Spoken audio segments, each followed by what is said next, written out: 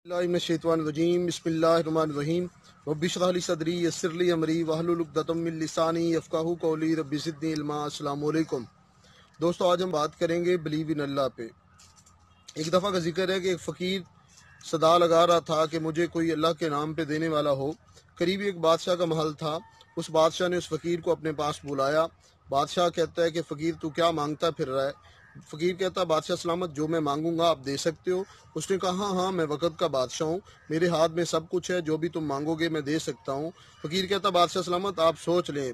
बादशाह कहता, मैंने क्या सोचना, मैं तो वक़्त का बादशाह हूँ। फ़कीर कहता, बादशाह सलामत, मेरे ऊपर मक्खियाँ बहुत बैठती हैं, आप इन मक्खियों को कह दें मेरे ऊपर ना बैठा करें। चंद सेकंड खामोश रहने के बाद बादशाह कहता कि मैं ऐसा नहीं कर सकता। फ़कीर कहता, मैं तुझसे रिज़्क़ नहीं मांगूंगा, मैं उस ज़ात से रिज़्क़ मांगूंगा जो ख़जाने तकसीम करने वाली ज़ात है।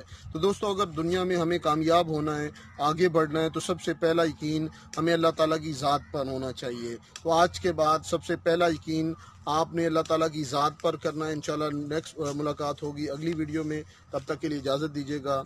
अल्लाह हाफिज़।